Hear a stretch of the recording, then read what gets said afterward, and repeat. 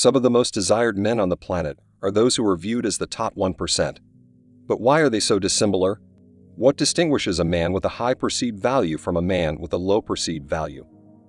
The distinction lies, of course, in the code or set of guidelines that men adhere to, which makes them appear valuable, uncommon, or in great demand.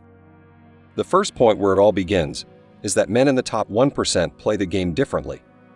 Whether we realize it or not, every man on the planet uses one of these three strategies to attract women.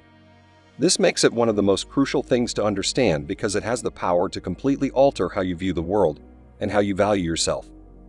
The approach you select will have a significant impact on the outcomes, as is true for everything in life. And the number one tactic most men use to attract women is simply making friends with them at first, and then from there, trying to develop a deeper relationship. This tactic essentially entails giving up a lot of your time and energy. However, it truly offers nothing to the men that use it now. The second option includes making purchases or giving a woman access to your riches, neither of which provides any assurances.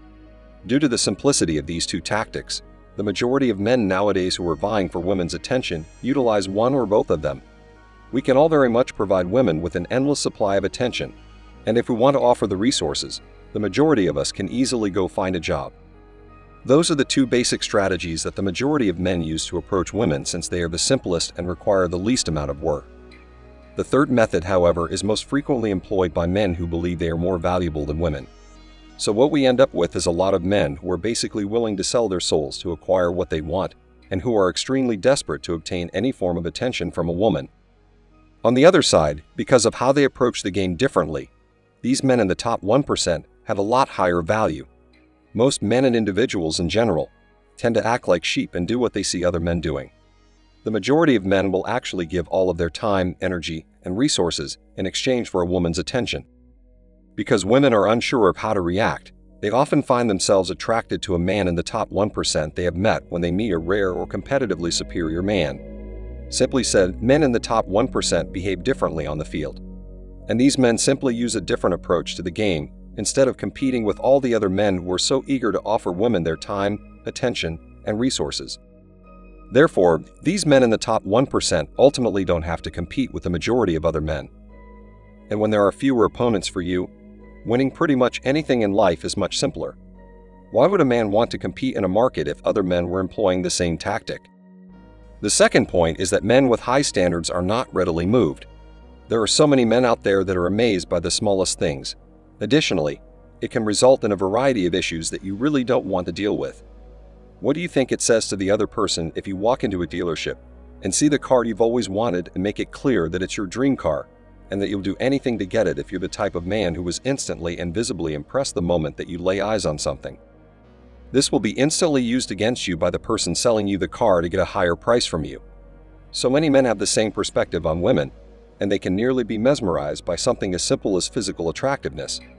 We're all like sailors, so the question to ask yourself is, will you let any woman go on board and capsize your boat? Do you intend to continue sailing?